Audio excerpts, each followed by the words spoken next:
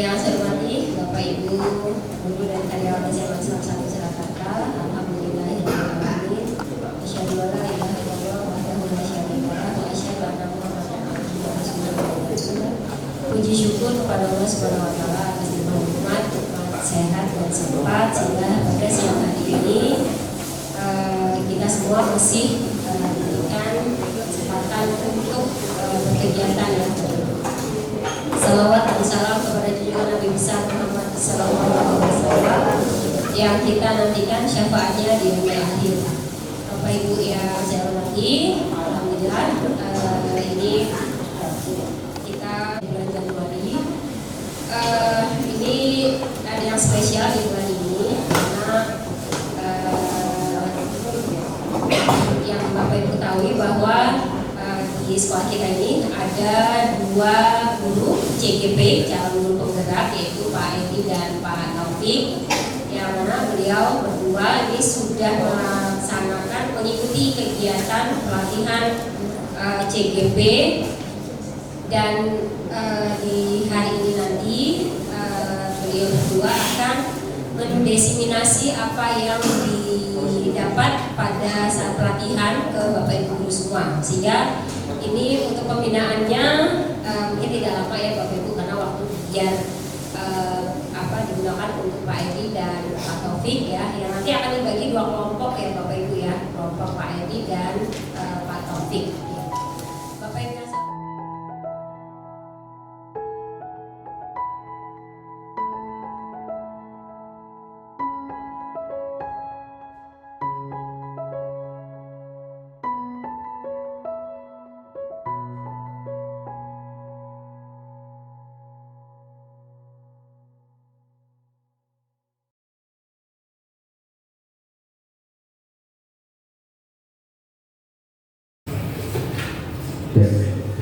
Bismillahirrahmanirrahim. Assalamualaikum warahmatullahi wabarakatuh. Waalaikumsalam warahmatullahi wabarakatuh. Yang saya hormati Bapak Ibu guru SMA Islam 1 Surakarta, telah menyempatkan waktunya, di mana waktunya itu setiap hari sibuk, setiap hari mobilitasnya tinggi, bisa menyempatkan diri untuk datang dengan ini untuk memenuhi undangan dari saya, yaitu tentang diseminasi yang nanti akan saya terangkan, yaitu diseminasi tentang budaya positif di sekolah. Nah, Bapak Ibu semuanya, ini adalah salah satu tugas Bapak Ibu dari calon guru penggerak, yang mana tugas ini merupakan aksi nyata, sebuah aksi nyata bagaimana kita menerapkan budaya positif yang kita dapat dari calon guru penggerak itu ke Bapak Ibu semuanya. Nah, di sini saya namai judul yaitu diseminasi budaya positif di sekolah. Apa sih itu diseminasi budaya positif di sekolah? Yang nantinya akan saya jelaskan di sini. Nah, sekarang kita main game terlebih dahulu ya Bapak Ibu. Ini ada sebuah game Bapak Ibu sebelum kita mulai ke acara intinya. Nah, di sini ada coba buka.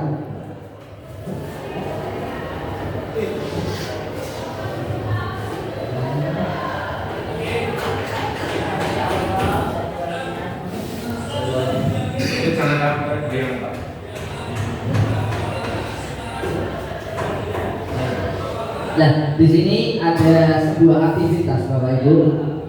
Ini misalnya Anda adalah A, Bapak atau Ibu A. Tugas Anda itu adalah mengepalkan salah satu tangan Anda. Coba Anda bayangkan bahwa Anda menyimpan sesuatu yang sangat berharga di dalam kepala tangan Anda. Anda perlu menjaga benda tersebut sekuat tenaga Anda, karena begitu pentingnya untuk kehidupan Anda. Tugas B, yaitu rekan Anda, itu adalah mencoba dengan segala cara untuk membuka kepala tangan Anda. Teman Anda yaitu B boleh membujuk, boleh menghardik, boleh mengintimidasi, boleh memarahi, menggoda, menggelitik, bahkan menawari Anda uang agar Anda bersedia membuka kepala tangan Anda. Ini adalah sebuah aktivitas. Nah, tugasnya adalah ini. Coba jawab pertanyaan ini. Saya pengen salah satu atau mungkin salah dua guru di sini yang bisa mendeskripsikan. Pertanyaan yang pertama, apakah Anda atau si B tadi membuka kepala tangan Anda? Mengapa? Apa alasan Anda atau B membuka kepala tangan Anda ketika Anda itu membuka kepala tangan? Yang kedua, apakah Anda atau B menutup kepala tangan Anda? Alasannya kenapa? Apa alasan Anda atau B tetap menutup kepala tangan Anda? Ini ketika berarti soalnya ada dua. Yang ketiga, dalam kegiatan ini sesungguhnya siapa yang memegang kendali atau kontrol untuk membuka atau menutup kepala tangan tersebut? Monggo salah satu bisa untuk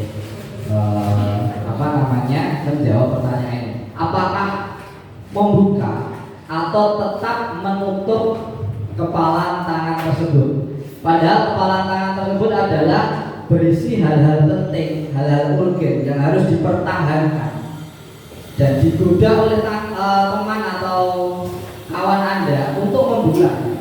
Sikap Anda adalah bagaimana? Apakah membuka? Apakah tetap menutup? Apakah buka tutup? Coba saya ingin Pak Galih untuk menjawab pertanyaan Anda. Satu dan nomor.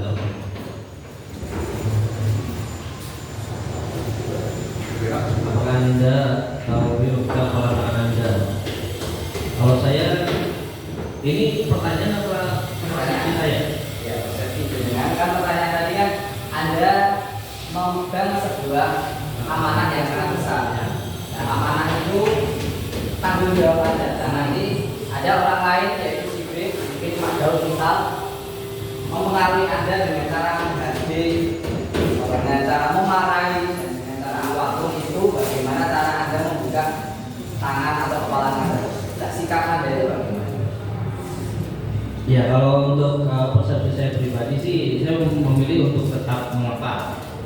Alasannya kenapa? Alasannya karena ya amanah itu harus jadi genggam dengan baik gitu ya. Jangan meskipun kita ada ujian sana sini, kemudian ada godaan sana sini, tapi yang namanya tanggung jawab itu kita harus kredibel, konsekuen dengan itu. Makanya saya mau tetap mengepalkan saya. Nah, sekarang nomor 3, dalam kegiatan ini sesungguhnya siapa yang memegang kendali atau kontrol? Kira-kira siapa? Apakah orang lain? Apakah Anda? Jadi Anda sendiri. Iya, kalau secara kesadaran sendiri itu kan ya, kalau teorinya kan habitus ya. Habitus itu harusnya ada dalam diri kita sendiri, kesadaran kita sendiri. Jadi ketika kita punya satu tanggung jawab gitu ya, dan itu sebaiknya kita tanamkan dalam diri kita sendiri, dan yang memegang kendali atas kontrol kita mengepal atau membuka itu ya diri kita sendiri. Terima kasih Pak Galih atas jawabannya. Mungkin satu lagi nih Bapak. Tadi kan Bapak, berarti sekarang adalah Ibu. Mungkin ada yang berkenan. Oh ya, di sini saya tertarik dengan ikan hari instruktur nasional ya. Iya, nasional. Sifatnya informasi yang dipakai menurut saya. Sifatnya ketahui. Terima kasih Pak Taufik. Berdasarkan ini menurut bahasa saya ya. Sebenarnya tergantung sih ya. Apa yang kita pegang ketika itu sesuatu yang memang harus kita berikan atau sampaikan kepada orang lain, ya sudah kita buka. Tapi ketika itu memang tidak boleh atau prinsip kita, maksudnya memang tidak boleh orang lain, ya kita tutup. Jadi kalau menurut saya ya kita tutup. Ya tergantung juga karena apa ya, iya konteksnya apa dulu ya. Kita ingin berbagi ya kita buka. Kalau kita buka kan otomatis untuk orang lain gitu. Karena seperti itu Bapak Taufik saja kuliah. Terima kasih Ibu Ari atas jawabannya, sangat luar biasa sekali ya. Jadi menurut Pak Gale tadi amanah itu harus tetap ditutup. Jadi pendapatnya Pak Gale adalah amanah harus tetap dipegang erat. Tetapi menurut pendapat dari Ibu Ari itu adalah sesuatu itu tinggal melihat konteksnya gitu ya Bu Ari. Konteksnya apakah itu berupa ilmu, kalau ilmu dibuka kepada orang lain. Kalau itu berupa sebuah amanah yang harus ditutup terhadap orang lain, berarti juga harus ditutup. Berarti adalah buka sama tutup. Jadi bagus semuanya gitu Bapak Ibu. Di sini menunjukkan keberagaman gitu Bapak Ibu. Keberagaman jawaban itu sangat luar biasa. Di sini saya ingin menerangkan namanya teori kontrol. Teori kontrol dari Dr. William Glasser. Yang pertama adalah ilusi guru mengontrol murid. Ilusi itu kira-kira apa nih Bapak Ibu? Kalau dalam bahasa Indonesia, kalau ilusi itu sebuah tipuan atau khayalan, menghayal, rekaan. Khayalan bahwa guru itu dapat mengontrol murid. Anggapan kita dapat mengontrol murid. Padahal kenyataannya bagaimana Bapak Ibu? Ada yang kenyataannya mereka, kalau mereka menginginkan sesuatu hal pasti mereka akan melakukan kan gitu. Yang B yaitu ilusi bahwa semua penguatan positif efektif dan bermanfaat. Kembali ke poin yang A tadi, yaitu bahwasanya ketika dia itu ingin melakukan sesuatu, penguatan positif pun akan hilang seiring berjalannya waktu. Terus yang ketiga adalah ilusi bahwa kritik dan membuat orang merasa bersalah dapat menguatkan karakter. Yang terakhir, ilusi bahwa orang dewasa memiliki hak untuk memaksa. Jadi ilusi bahwasanya kita menganggap kita adalah dewasa, kita bisa mengendalikan anak-anak kita yang ada di SMA Alisan 1 Surakarta ini adalah sebuah ilusi. Kalau mereka ingin melakukan sesuatu hal, ya mereka akan melakukan seperti itu. Tinggal orangnya masing-masing. Sekarang yang selanjutnya. Nah, makna disiplin. Disiplin itu tidak sama dengan hukuman dan ketidaknyamanan. Nah, jadi disiplin itu tidak sama dengan hukuman atau punishment dan ketidaknyamanan. Belajar tentang disiplin positif tidak harus dengan memberikan sebuah hukuman. Justru itu adalah salah satu alternatif terakhir, dan kalau perlu tidak digunakan sama sekali. Lupa kalau bukan hukuman terus apa lagi? Nah, nanti akan ada di sini. Di sini menurut Ki Hajar Dewantara ya Bapak Ibu, Bapak pendidikan kita, di mana ada kemerdekaan, disitulah harus ada disiplin yang kuat. Sungguh pun disiplin itu bersifat self disiplin, yaitu kita sendiri yang mewajibkan kita dengan sekeras-kerasnya. Tetapi itu sama saja, sebab jikalau kita tidak cakap melakukan self disiplin, wajiblah penguasa lain mendisiplinkan diri kita. Dan peraturan demikian itu harus ada dalam suasana yang merdeka. Ini menurut dari Ki Hajar Dewantara. Ini menurut Diani Hussein yang pernah membaca bukunya. Di sini beliau mengatakan bahwa untuk menjadi seorang murid atau pengikut, seseorang harus paham betul alasan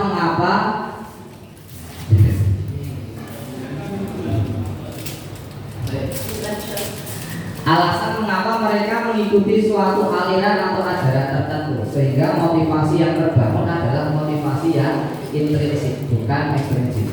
Biasanya Bapak Ibu, kita itu memberitahukan menginformasikan kepada seorang anak itu, Mas, Mbak, silahkan memakai seragam, Mas, Mbak, silahkan memotong rambut, Mas, Mbak, silahkan memotong kuku, betul ya Bapak Ibu. Nah, tetapi kita tidak menerangkan sebenarnya apa sih, kok kenapa kenapa kita harus berseragam? Ada Bapak Ibu, murid saya di kelas 10-6 itu setiap kali saya masuk kelas itu pasti menanyakan hal-hal yang kalau menurut kita receh ya, tetapi sebenarnya dia itu menanyakan hal-hal yang penting. Contoh, Pak, kenapa sih kita harus memotong rambut kita sesuai dengan aturan dari sekolahan? Kenapa kok enggak gondrong tapi rapi? Gondrong tapi rapi. Kenapa Pak? Alasannya seperti apa? Kira-kira alasannya seperti apa Bapak? Ini dari kesiswaan nih. Ini kesiswaan kira-kira bisa menjawab apa tidak? Nah, terus ada lagi, Pak, kenapa sih Pak kalau kita harus seragaman? Kita kan bisa aja yang penting sekolah terus berbaju dengan rapi dan sopan. Nah, kalau kita nggak seragam, nanti ketika ada baju yang lebih mahal, sini lebih mahal lagi, jadi persaingan hanya untuk baju, bukan untuk prestasi. Gitu gitu. Mungkin jawabannya seperti itu, betul apa enggak? Betul.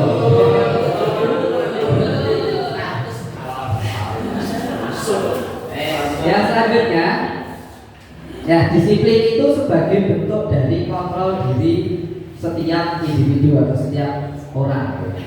Untuk mencapai apa? Untuk mencapai tujuan. Nah, tujuan yang mulia. Tujuan yang mulia itu mengacu pada nilai-nilai atau prinsip-prinsip mulia yang dianut seseorang. Nilai tersebut namanya nilai kebajikan. Nah, kenapa sih perlu nilai kebajikan tersebut? Teori kontrol menyatakan bahwa setiap perbuatan memiliki suatu tujuan.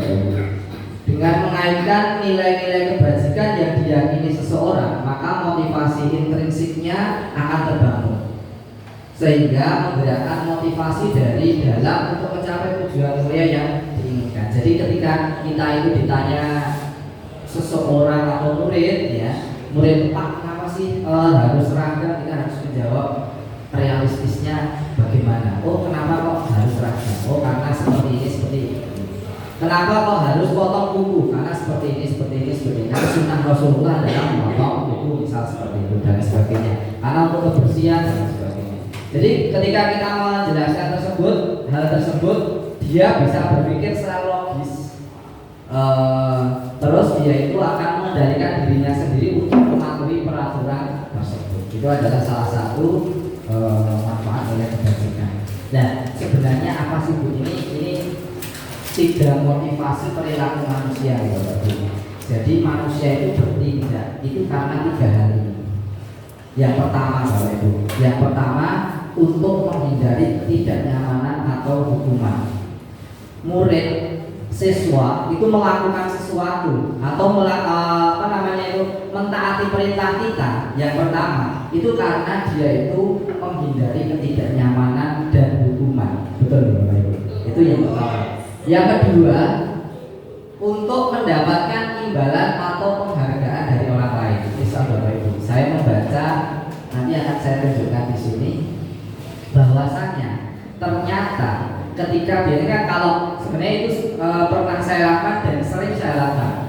Ketika kita memberikan sebuah hadiah kepada siswa kita, itu kan kalau menurut kita ya awalnya adalah wajar, itu untuk memotivasi mereka agar belajarnya lebih baik kan gitu ya.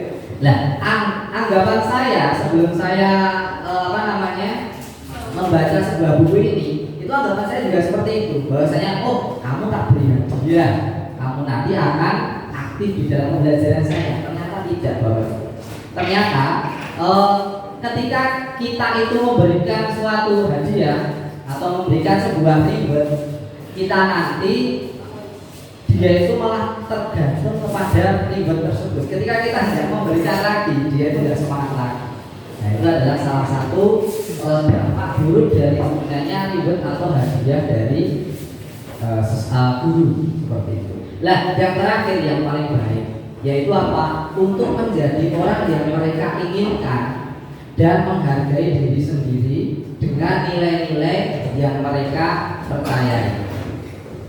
Jadi dia itu kesadaran dari dirinya sendiri. Oh, saya maju ke depan itu karena dia atau agar saya itu pinter, saya besok itu bisa bermanfaat untuk orang lain dan sebagainya. Itu adalah kesadaran diri sendiri. Saya mengutip dari sumber idenya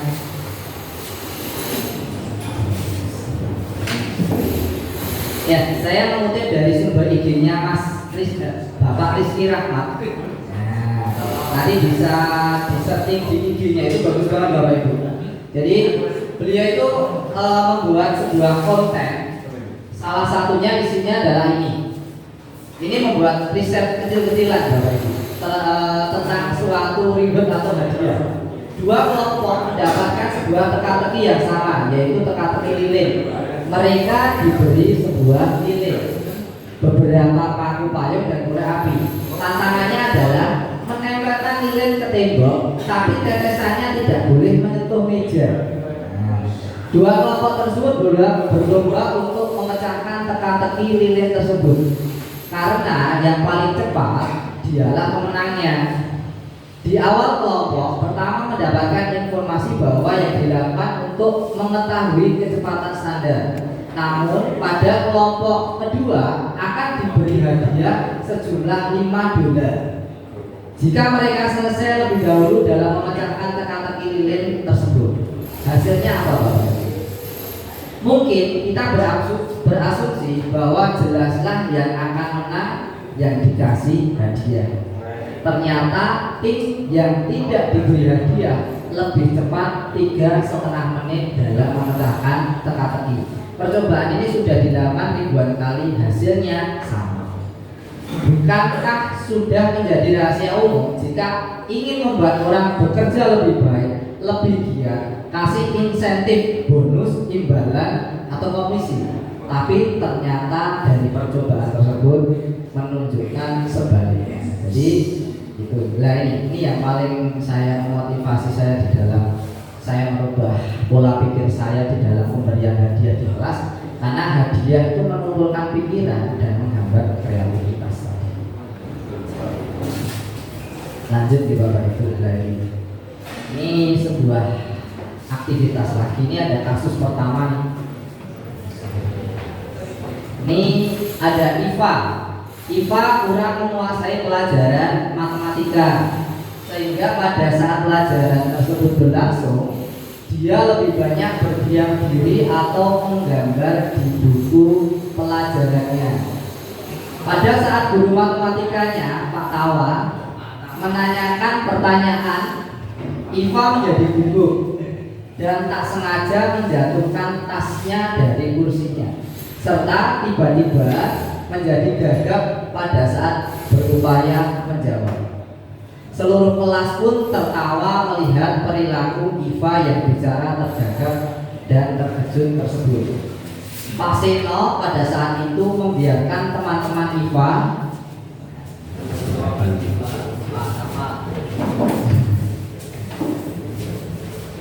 Pak Seno pada saat itu membiarkan teman-teman Iva menertawakan Iva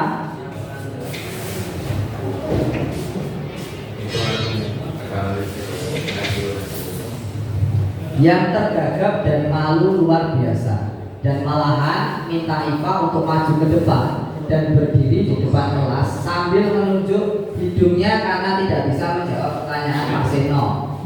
Kelas makin gaduh dan anak-anak pun tertawa melihat Iva di depan kelas memegang ujung hidungnya.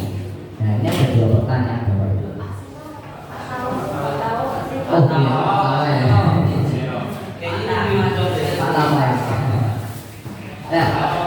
Apakah Anda setuju dengan tindakan Pak Seno terhadap Iva? Alasannya mengapa?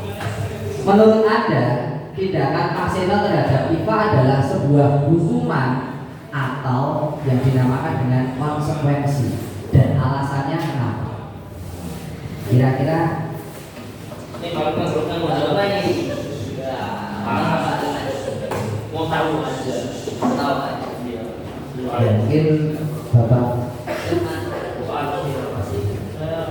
Pak Fajar Lukman ada yang bisa menjawab apakah Anda setuju dengan tindakan Pak Seno ya? Pak Seno ya. Itu dikali aja pasirnya terhadap IPA. Dan alasannya kenapa? Oke, ini Pak Heri ya, senior dari SMA. Oh, silakan Pak. Oke, terima kasih Pak Kapolres. Kalau melihat dari kasus yang terjadi pada IFA dan Pak Tawa ini, memang tidak selayaknya. Jadi yang nomor satu itu saya tidak sepakat dengan tindakan yang diambil oleh Pak Seno, yaitu dengan menuju IFA supaya maju di depan dan berdiri di depan kelas. Karena itu ini pengalaman saya beberapa puluh tahun yang lalu saya pernah mengumpul siswa, saya suruh berdiri di bawah yang bendera itu dengan kalung tulisan pokoknya di kesalahan. Dan saya banyak diprotes sama bapak ibu yang lain, tapi efek jerahnya itu luar biasa. Jadi banyak anak yang nggak berani lagi melakukan kesalahan, tapi itu dianggap tidak manusiawi. Saya setuju tidak manusiawi. Tapi kalau dilihat dari efek jerah, misalkan kalau ini kesalahannya IFA sendiri, no problem. Tapi ini kan imbas dari ketika dia diketawakan oleh teman-temannya, ya itu berji itu tadi. Terus apa yang diberikan oleh Pak Tawa kepada IFA ya, itu sebenarnya bukan hukuman dan juga bukan konsekuensi, tapi justru malah apa yang dilakukan Pak Tawa itu bentuk mempermalukan. Ya, perlindungan. Ini mempermalukan IFA di situ. Kadang Pak Terima kasih Bapak Heri atas jawabannya. Jadi tadi jawabannya sangat luar biasa sekali. Ini filosofis. Apakah Anda setuju dengan tindakan Pak? Tadi saya ulang dari Pak Tawa. Pak Tawa terhadap IFA. Ternyata Pak Heri tadi menjawabnya ya tadi pengalamannya ya ada yang setuju, ada yang tidak. Tadi ada alasan. Menurut Anda tindakan Pak Tawa tadi terhadap IFA adalah sebuah hukuman atau konsekuensi? Hukuman atau konsekuensi tidak kedua-duanya. Ternyata adalah mempermalukan ya Pak Heri. Ya, terima kasih atas partisipasinya Pak Heri. Di sini ada kasus yang kasusnya. Dan di sini kita bisa membedakan antara hukuman, apa itu hukuman, apa itu konsekuensi, dan apa itu restitusi. Hukuman itu sesuatu yang menyakitkan, harus terjadi, entah itu dari kata-kata atau fisik dan sebagainya. Sesuatu yang, kalau konsekuensi, sesuatu yang harus terjadi. Sedangkan restitusi itu merupakan sebuah pilihan dari siapa? Pilihan dari orang tersebut atau siswa tersebut. Hukuman itu tidak nyaman untuk murid atau anak untuk jangka waktu yang panjang. Sedangkan konsekuensi tidak nyaman untuk murid atau anak untuk jangka waktu yang pendek. Karena konsekuensi itu biasanya disepakati bersama antara siswa dan guru, biasanya seperti itu. Untuk restitusi menguatkan untuk murid atau anak dalam jangka waktu panjang. Loh, restitusi itu apa sih? Nanti kita akan jelaskan dan lain sebagainya. Pokoknya hukuman ini memberikan dampak yang negatif, sedangkan konsekuensi itu adalah kesepakatan bersama yang dampaknya itu lumayan bagus. Kalau restitusi adalah yang kita harapkan, yaitu yang lebih bagus. Ya, di sini ada perbedaan Bapak Ibu antara hukuman dan konsekuensi.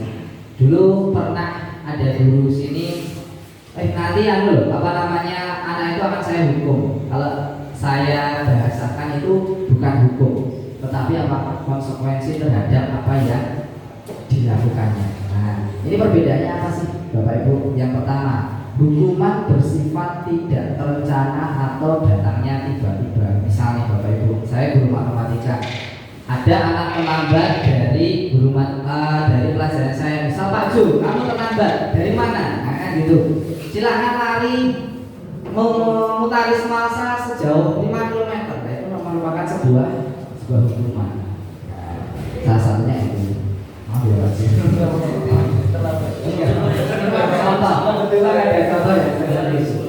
Yang kedua adalah hukuman bersifat satu arah. Jadi menuju ke dirinya sendiri. Jadi dari guru langsung ke murid, bukan antara persetujuan yang dilakukan sebelumnya. Itu hukuman. Hukuman yang diberikan bisa berupa fisik maupun psikis. Murid atau anak disakiti oleh suatu perbuatan atau kata-kata, itu biasanya seperti itu. Sedangkan konsekuensi dia itu sudah terencana atau sudah disepakati sebelumnya. Nah, biasanya kalau bahasanya itu kesepakatan kelas ya, kesepakatan kelas. Nah, yang kedua adalah sudah dibahas dan disetujui oleh murid dan guru. Nah, biasanya menempelkan kayak sticky note di di mading atau apa itu merupakan salah satu kesepakatan atau konsekuensi dari suatu kelas kita. Nah, yang ketiga adalah umumnya bentuk-bentuk konsekuensi dibuat oleh pihak guru atau sekolah dan murid sudah mengetahui sebelumnya konsekuensi yang akan diterima bila ada sebuah pelanggaran. Nah, ini biasanya kalau saya ingat di PPDB ya Bapak Ibu. PPDB kan biasanya ada sebuah aturan-aturan yang ditandatangani oleh wali siswa dan siswa calon siswa juga ditandatangani oleh beliau-beliau sebelumnya, tapi dibaca dulu bahwasanya aturan-aturan di sini adalah seperti itu. Itu merupakan sebuah konsekuensi yang ada di SMA atau aturan yang ada di SMA 1 Surakarta. Yang keempat, pada konsekuensi murid tetap dibuat tidak nyaman untuk jangka waktu yang pendek. Jadi memang dia itu memang tidak nyaman terhadap konsekuensi yang dibuatnya, tetapi dia itu jangka pendek. Beda dengan hukuman. Hukuman tadi adalah membuat tidak nyaman selamanya. Nah, ini ada kasus yang kedua nih. Ibu Anas, guru kelas 2 SD, mendapatkan masalah. Murid-muridnya tidak bisa tertib berdiri antri di depan pintu kelas dan selalu berebutan masuk ke dalam kelas setelah jam istirahat usai. Ini tentunya sangat mengganggu proses pembelajaran, di mana kelas tidak dapat mulai tepat waktu karena Ibu Anas sibuk menenangkan murid-muridnya untuk waktu yang cukup lama. Akhirnya Bu Anas berpikir cepat dan mengandalkan stiker bintang, stiker bintang. Setiap murid-muridnya akan masuk kelas usai jam istirahat. Bu Anas akan mengiming-imingi muridnya dengan stiker bintang. Siapa yang dapat berdiri lurus dan berbaris rapi antri di depan pintu dapat bintang dari Bu Anas. Sebagian besar murid-muridnya menyambut tantangan tersebut dan langsung berdiri rapi di depan pintu agar mendapatkan stiker bintang. Hal ini terus dilakukan Bu Anas selama beberapa minggu karena cukup berhasil membuat murid-muridnya berdiri rapi antri di depan pintu. Lain kasusnya. Sampai pada suatu saat Bu Anas itu sakit dan terpaksa digantikan oleh Pak Heru. Pak Heru tidak mengetahui tentang stiker bintang dan benar saja pada saat mau masuk ke kelas usai jam istirahat, murid-murid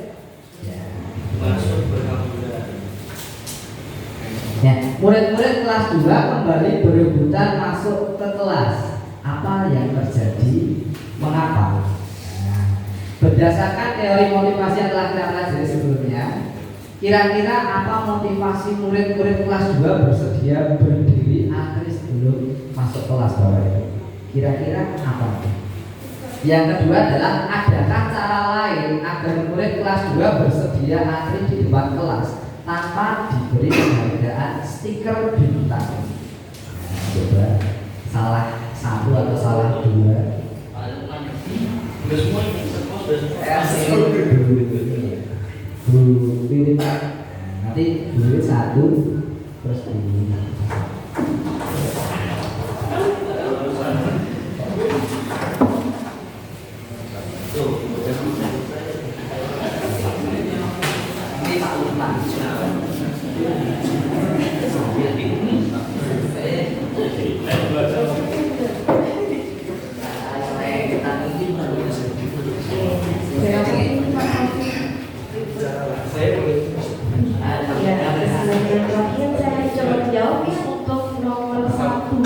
Berdasarkan dari motivasi yang telah Anda pelajari pada pembelajaran sebelumnya, kira-kira apa motivasi murid-murid kelas 2 untuk bersedia berdiri antri sebelum masuk kelas?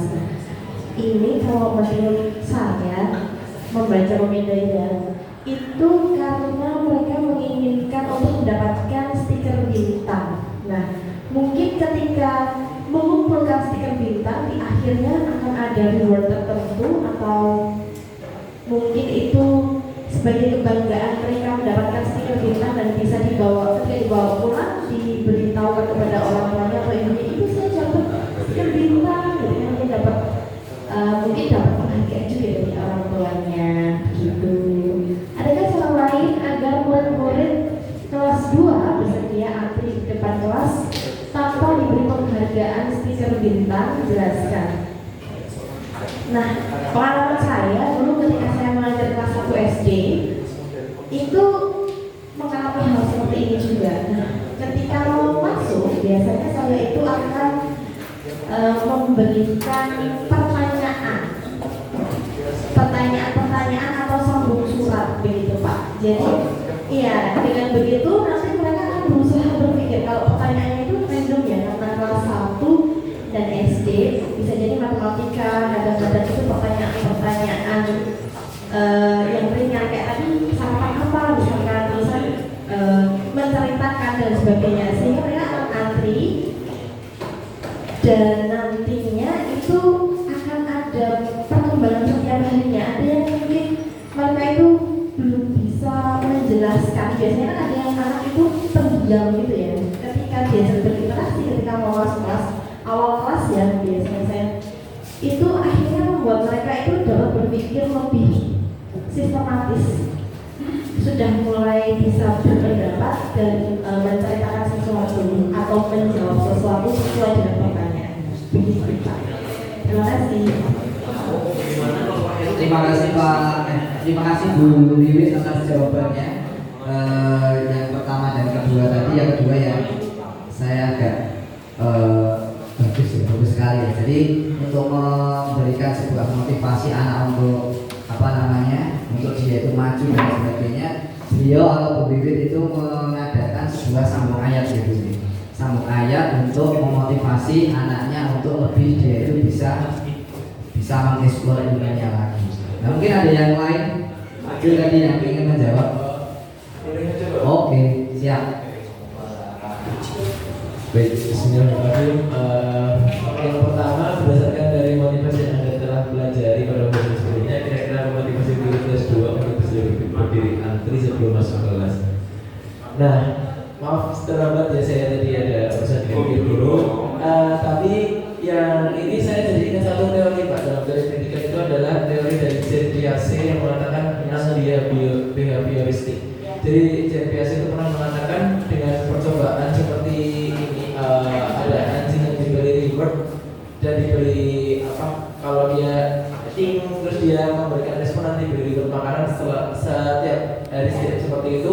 Pada ketika dia diberi reaksi suara gitu, dia tanpa diberi makanan dia tetap bisa gitu. Nah, mungkin ini Bu Anas ini berhasil membangun behavioristik anak-anak itu dengan memberikan iming-iming reward berupa bintang, stiker bintang. Jadi ketika Bu Anas itu tidak ada, ketika Pak Heru itu sebagai subjek baru dalam pendidikan anak-anak itu, nah anak itu sudah terbiasa dengan reward yang biasanya diberikan oleh Bu Anas. Menurut saya karena itu. Yang kedua, ada kesalahan yang berbentuk bersedia antri, mungkin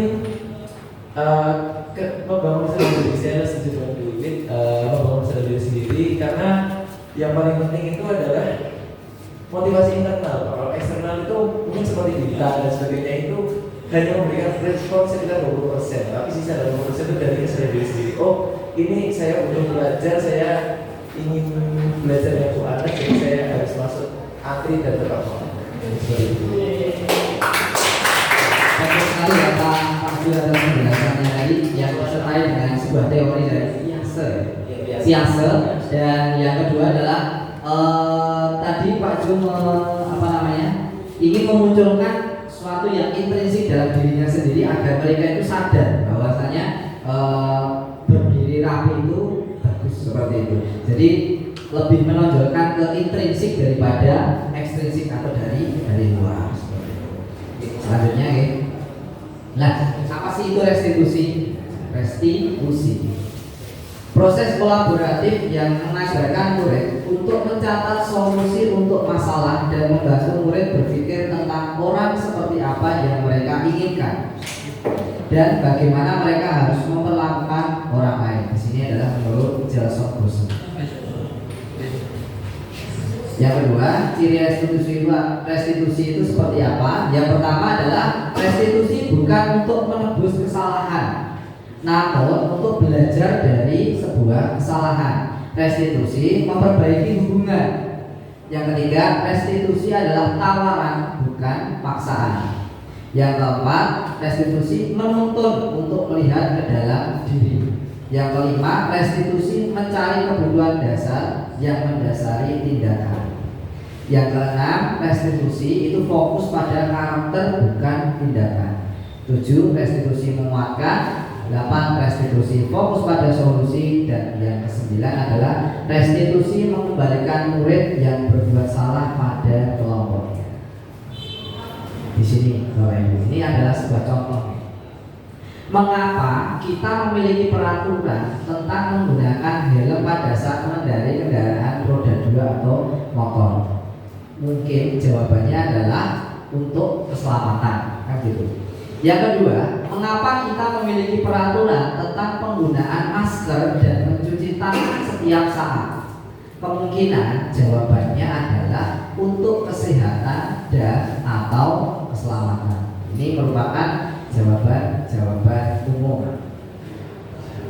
Nilai-nilai keselamatan atau kesehatan inilah yang kita sebut sebagai suatu keyakinan di dalam diri atau intrinsik tadi yang telah disampaikan oleh Pak Jul, yaitu nilai-nilai kebajikan universal yang disepakati secara tersirat dan tersurat, lepas dari latar belakang suku, negara, bangsa maupun agama. Ini merupakan sebuah keyakinan. Nah, aplikasi dalam pembelajaran. Di sini murid-murid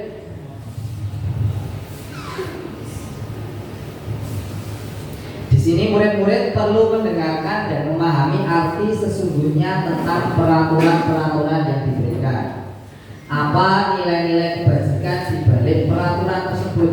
Nah, tadi yang sudah saya sampaikan di awal, bahwasanya kita harus menjelaskan kenapa sih harus berseragam, kenapa sih harus memotong kuku, alasannya kenapa sih harus memakai sepatu, nah, dan lain sebagainya.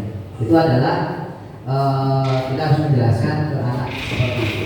Apa tujuan utamanya dan menjadi tidak tertarik atau takut sehingga hanya sekedar mengikuti serangkaian peraturan-peraturan yang mengatur mereka tanpa memahami tujuan mulianya. Sebenarnya kan tujuan mulia untuk berseragam itu apa? Kita harus jelaskan sebagainya, agar mereka tahu dan sadar terhadap diri sendiri atau dari dalam diri sendiri. Nah, di sini adalah prosedur pembentukan keyakinan kelas atau sekolah. Nah, di sini prosedurnya yang pertama, ini biasanya sering dilakukan oleh Bapak Ibu guru semua ini. Yang pertama adalah mempersilahkan warga sekolah atau murid di sekolah atau kelas untuk bercurah pendapat. Yang kedua, mencatat semua masukan-masukan pada murid atau warga sekolah. Yang ketiga, susunlah keyakinan kelas sesuai prosedur. Ganti kalimat-kalimat dalam bentuk negatif menjadi kalimat-kalimat positif. Biasanya di sini tadi yang saya sampaikan di awal yaitu contoh menempelkan sticky note dan nantinya akan dibuat yang rapi, mungkin dibuat MMT, ditempelkan di belakang kelas, itu juga bisa. Yang keempat adalah tinjau kembali daftar curah pendapat yang sudah dicatat tadi. Yang kelima, tinjau ulang keyakinan sekolah atau kelas secara bersama-sama dan menyetujuinya dengan menandatangani keyakinan sekolah atau kelas tersebut. Yang keenam, keyakinan sekolah atau kelas selanjutnya bisa dilekatkan di dinding kelas di tempat yang mudah dilihat. Nah, di sini sudah sering dilakukan oleh Bapak Ibu guru. Nah, ini penjelasan saja. Di sini adalah 5 kebutuhan dasar manusia. Manusia itu pasti ingin kelimanya. Yang pertama adalah bertahan hidup. Itu pasti, Bapak Ibu. Yang kedua adalah kasih sayang dan rasa diterima. Yang ketiga adalah kebebasan. Yang keempat adalah kesenangan. Yang kelima adalah penguasaan. Nah, di sini saya ingin menjelaskan tentang 5 posisi kontrol seorang manusia. Di sini ada 5 posisi kontrol seorang manusia itu. Yang pertama adalah penghukum. Penghukum itu seperti apa? Seorang penghukum bisa menggunakan hukuman fisik maupun verbal. Orang-orang yang menjalankan posisi penghukum senantiasa mengatakan bahwa sekolah memerlukan sistem atau alat yang dapat lebih menekan murid-murid lebih dalam lagi. Contohnya kata-kata patuhi aturan saya atau awas tak bilang seperti itu. Ya itu misalnya ya. Itu adalah penghukum. Jadi langsung pada to the point. Nah, yang kedua, kamu selalu saja salah. Tidak dicari alasannya kenapa. Maksud kamu itu selalu saja salah. Kamu itu matematika dapatnya cuma 0 terus. Ya, kira kan dia itu mempunyai bakat yang lain. Matematika harus 100, waduh ya. Itu tidak sih kalau seperti itu ya. Matematika harus 100. Dan yang ketiga adalah selalu atau pasti selalu yang terakhir selesai. Nah, itu adalah salah satu kata-kata ya. Hasilnya apa Bapak Ibu? Hasilnya adalah kemungkinan murid akan marah dan mendendam atau bersifat agresif kepada kita. Kalaupun dia patuh, besok itu tidak akan taat lagi. Patuh itu karena dia itu takut akan hukuman. Nah, yang kedua adalah membuat merasa bersalah. Nah, ini biasa kita lakukan juga nih. Saya juga biasa melakukan ini. Gitu. Jadi kita koreksi diri sendiri dan kita sampaikan kepada orang lain. Pada posisi ini biasanya guru akan bersuara lebih lembut. Suaranya lembut Bapak Ibu. Membuat rasa bersalah akan menggunakan keheningan yang membuat orang lain merasa tidak nyaman, bersalah atau rendah diri. Contohnya nih, ibu sangat kecewa sekali dengan kamu. Iya, kecewa. Ya, yang kedua adalah berapa kali Bapak harus memberitahu kamu ya. Ini yang kedua. Yang ketiga adalah gimana coba kalau orang tua kamu tahu kalau kamu berbuat begini. Jadi sering ya Bapak Ibu kita lakukan. Jadi membuat mereka itu merasa gimana ya? Saya merasa tidak berharga di dunia ini. Itu yang biasa lakukan terus. Ya, perlu kita adanya refleksi di Bapak Ibu. Kemarin itu saya mengadakan sebuah refleksi kecil-kecilnya di kelas saya 10-6. Nah, sebenarnya evaluasi apa sih yang akan yang kalian inginkan dari wali kelas? Nah, salah satu refleksinya itu berbunyi Pak Taufik harus menjadi seperti Bu Mei.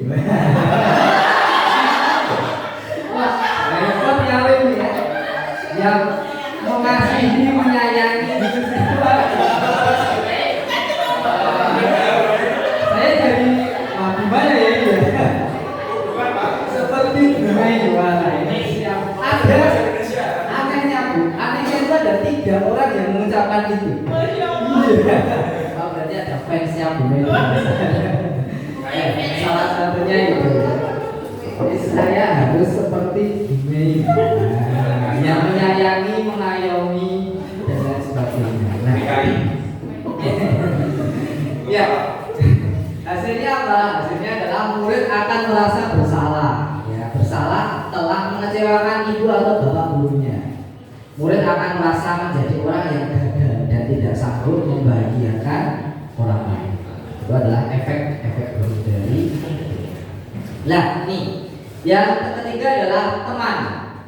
Guru pada posisi ini tidak akan menyakiti murid. Yang kedua tadi, yang pertama adalah penghukum, yang kedua adalah membuat merasa bersalah, itu tidak boleh semua. Yang itu ini agak mendingan, yaitu sebagai teman. Nah, guru pada posisi ini tidak akan menyakiti murid, namun akan tetap berupaya mengontrol murid melalui persuasi atau pendekatan. Posisi teman pada guru bisa negatif ataupun positif. Nah, ini walaupun agak mendingan daripada keduanya, tetapi juga akan berdampak negatif juga, kan gitu. Nah, positif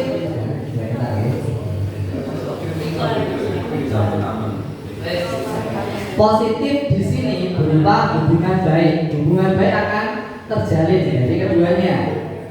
Nah, guru di posisi teman menggunakan hubungan baik dan humor untuk mempengaruhi seseorang. Nah, contoh, ayo bantulah demi bapak ya. Wah, ayo bantu demi bapak. Wah, itu Pak Sari.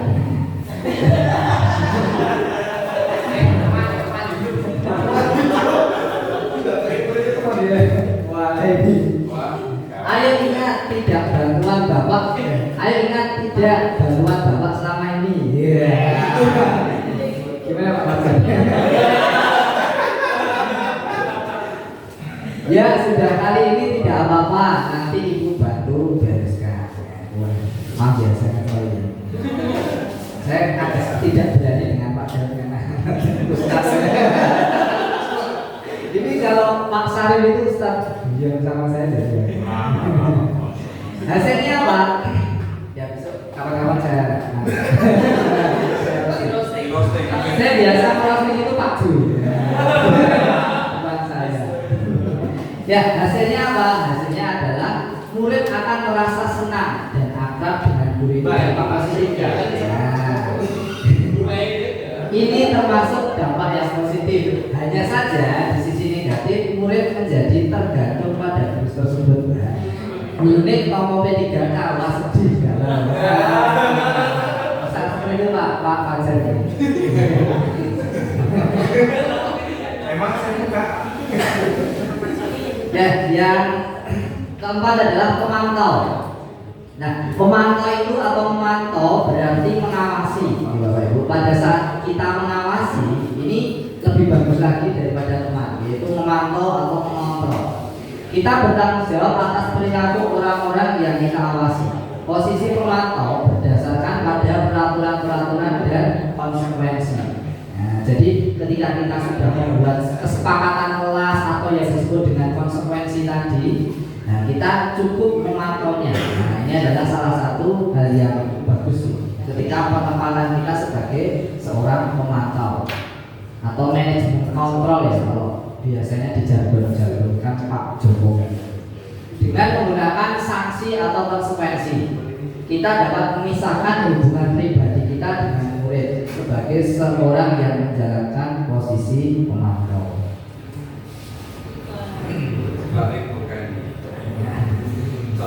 Ini berarti yang contohnya, peraturannya apa sih Mas? Nah, peraturannya apa yang sudah kita sepakati? Nah, yang kedua adalah apa yang telah kamu lakukan.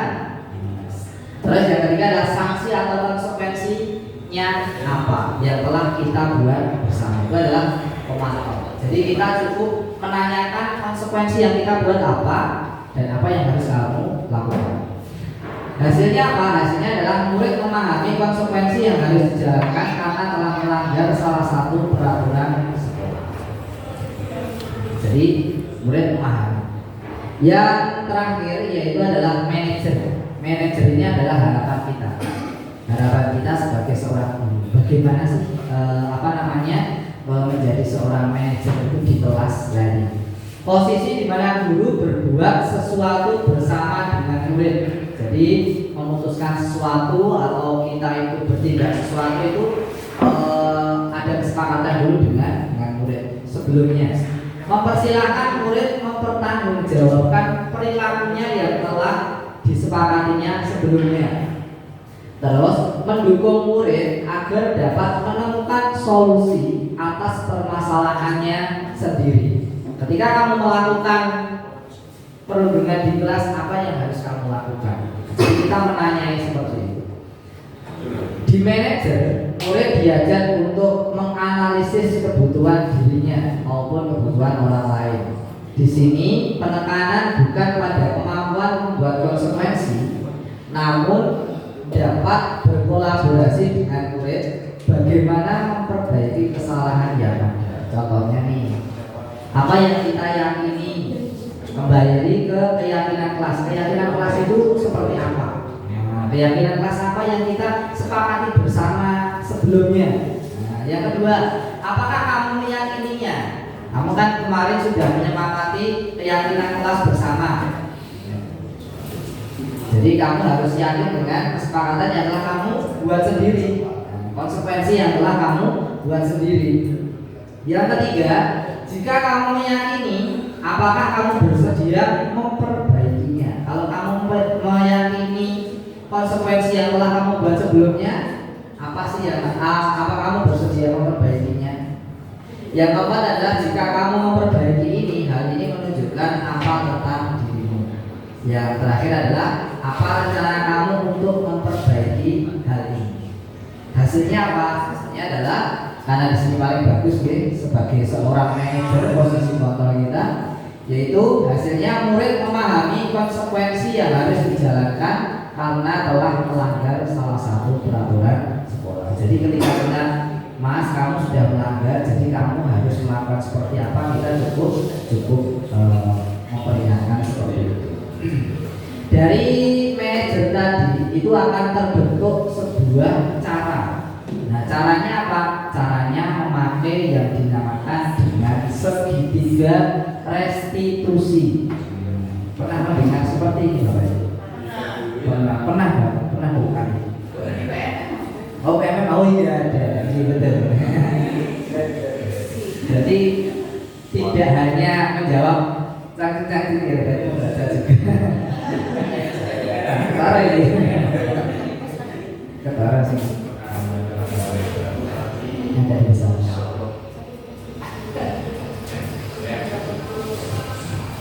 Ya, yang pertama adalah segitiga restitusi itu menstabilkan identitas.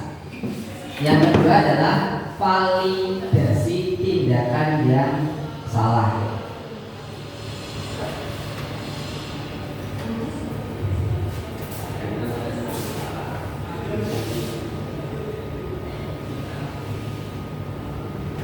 Yang ketiga adalah menanyakan keyakinan. Contohnya nih, menstabilkan identitas. Berbuat salah itu sebenarnya tidak apa-apa. Setiap orang itu pasti tidak sempurna, betul ya? Jadi kita menstabilkan identitas dulu. Jadi berbuat salah itu pasti seseorang itu pernah melakukan sebuah kesalahan. Saya juga pernah melakukan kesalahan seperti itu. Nah, itu juga kalimat atau kata yang bisa kita ucapkan kepada siswa. Kita bisa menyelesaikan ini. Nah, jadi kita beri keyakinan kepada dia bahwasanya kita bisa menyelesaikan. Bapak atau ibu tidak tertarik mencari siapa yang salah, tapi bapak ibu ingin mencari solusi dari permasalahan ini. Ini adalah salah satu. Yang selanjutnya adalah kamu berhak merasa begitu. Yang selanjutnya, apakah kamu sedang menjadi teman yang baik buat dirimu sendiri. Yang kedua, validasi tindakan yang salah. Validasi tindakan yang salah, contohnya kalimatnya, padahal kamu bisa melakukan yang lebih buruk dari ini ya. Contoh yaitu ada sebuah kasusnya adalah misal perundungan. Kamu pasti, jadi sebelum kita menghakimi seorang perundung tadi, kita harus menanyakan, kamu padahal bisa melakukan yang lebih dari ini, contoh memukulinya dan lain sebagainya, tetapi kamu hanya merundung.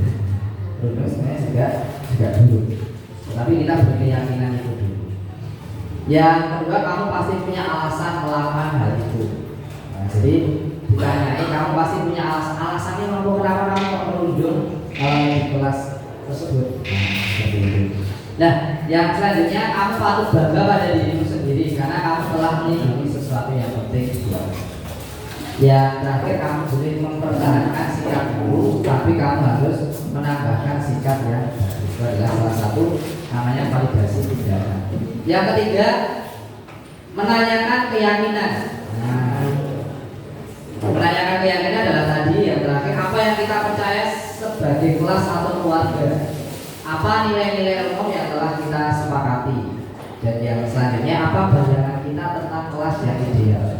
Terus kamu mau jadi orang seperti apa? Itu merupakan salah satu contoh segitiga estimasi. Nah, ini ada sebuah kasus terakhir kasus kasusnya. Bapak, kasus terus Pak. Kita tidak tahu realitanya sekarang, kasusnya banyak Bapak Ibu. Kasusnya itu luar biasa. Apalagi di Wonogiri kemarin kasus juga. Kita harus waspada dengan hal-hal yang terjadi di sekitar kita. Ya. Oh iya, Sukarjo juga ada kemarin yang sedang viral itu ya. Wah, nanti skill lah. Nah, itu sangat mengembangkan. Nah, kemarin saya kasus parah juga. Wah, ini update kapan? Kasus boiler juga. Ini ada.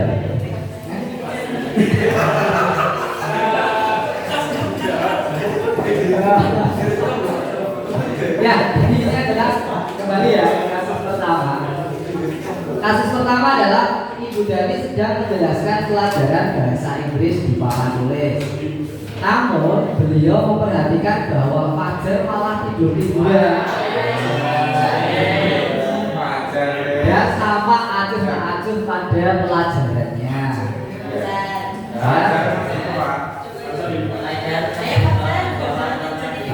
Nama saya juga Fajar.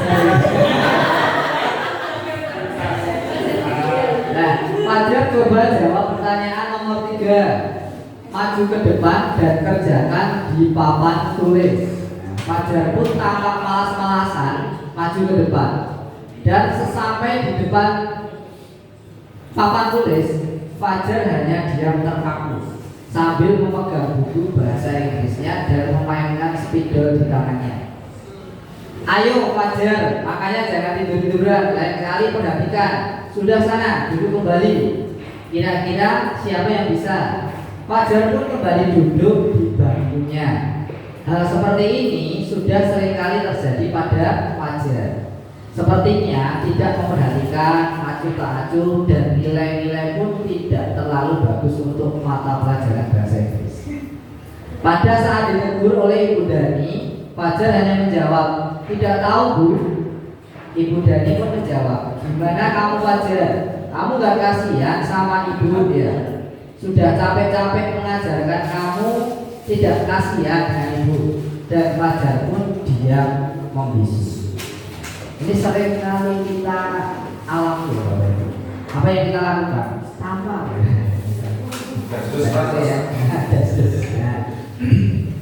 Kira-kira Ibu, saya mau tanya nih, posisi kontrol apa yang diambil oleh Ibu Dani dalam pendekatan kepada Fajar? Gimana Bu? Iya, rasa bersalah. Ini siapa yang bersalah? Mungkin Bu.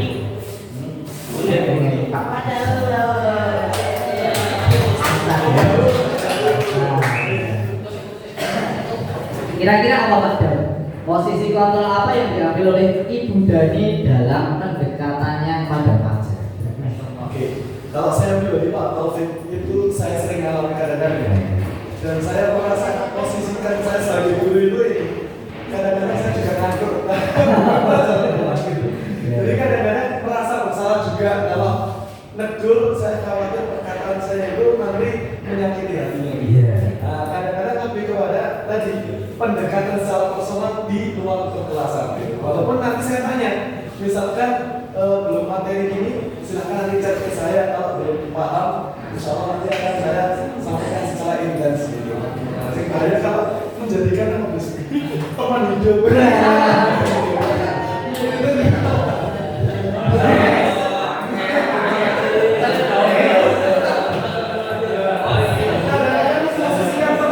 Gimana ini Pak ya? Jalan dulu. Ya, jadi tadi memposisikan sebagai Mas hidup ya, memposisikan sebagai ini. Kira-kira memposisikan sebagai penghukum, ibu dari tadi penghukum atau membuat rasa bersalah atau apa Pak? Membuat merasa bersalah. Itu ditunjukkan dari kalimat yang mana? Oh iya, kamu tidak kasihan dengan ibu ya. Kamu tidak kasihan nih sama ibu sudah capek-capek. Nah, kalau yang kedua nih membaca singkat Fajar, kira-kira kebutuhan apa yang diperlukan oleh Fajar? Kira-kira apa Bapak Ibu? Fajar, kira-kira apa? Oh iya, apa? Motivasi gitu Pak. Motivasi belajar dari guru ya. Itu teman itu. Nah, yang ketiga, apabila Anda adalah kepala, ini ya, apabila Anda adalah guru di saat Anda bagaimana tindakan anak Anda? Arahnya udah jelas kawan.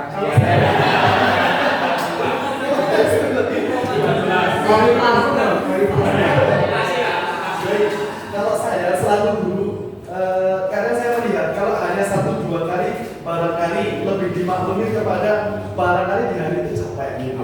Tapi kalau terus-terusan, misalkan ada anak di salah satu kelas 10 gitu ya, ternyata terus-terusan dan disarankan untuk konsultasi di bidang konseling kepada guru dan hasilnya luar biasa, sekarang nggak tidur-tidur lagi.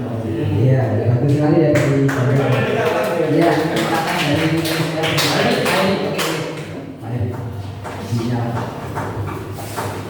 Tambah satu lagi terusnya. Oke.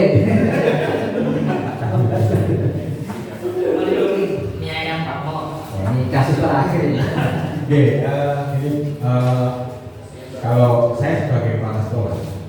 Iya, oke, amin. Ya, saya gitu ya. Kalau melihat kasus seperti Fajar itu, misalkan nyantuk, ini pernah ya saya alami sendiri. Jadi anak itu ngantukan tidur dan seringkali tidur. Terus saya dekati, saya ajak ngobrol. Ternyata anak ini pulang sekolah membantu orang tuanya ngamplasi kayu. Dari pulang sekolah, terus nanti menjelang maghrib selesai, kadang malam kalau pas ada dorongan itu dia sampai malam. Jadi pas sekolah dia tidur. Tapi ada juga anak yang di kelas itu tidur. Ketika didekati ditanya, terus kita tahu apa penyebabnya, ternyata kalau malam itu diberita. Jadi untuk pengambilan sikapnya tentu saja beda. Tidak orang yang ngantukan tapi punya nilai plus. Sedangkan yang satunya lagi ada yang ngantukan tapi nilainya plus. Jadi ada sikap yang harus dibedakan untuk mengenai kasus yang seperti itu. Terima kasih. Terima kasih Pak Heri. Jadi yang disampaikan oleh Pak Heri ya sebagai nanti amin ya apabila jadi kepala sekolah adalah dia itu menyelidiki kasusnya itu apa? Kenapa kalau dia itu bisa ngantuan seperti itu? Alasannya seperti apa? Dan nanti menyelesaikan masalahnya dengan penyelesaian yang berbeda. Itu gitu Bapak Ibu semuanya. Di sini ada sebenarnya ada beberapa kasus yang saya split yang sudah satu. Itu saja Bapak Ibu semuanya. Terima kasih atas kerawahannya, kesempatannya.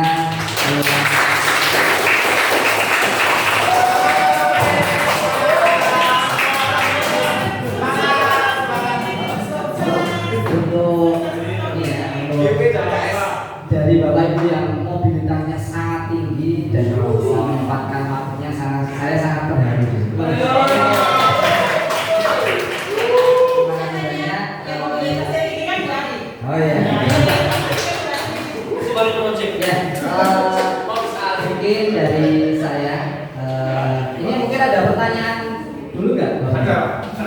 Habis ini lanjut makan di mana?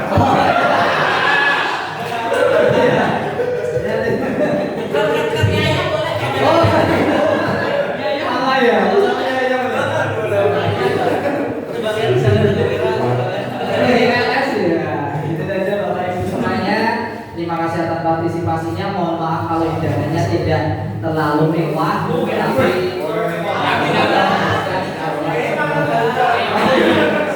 terima kasih buat Bapak Ibu semuanya. Dan semoga ilmu yang saya berikan ini memberikan manfaat bagi kita.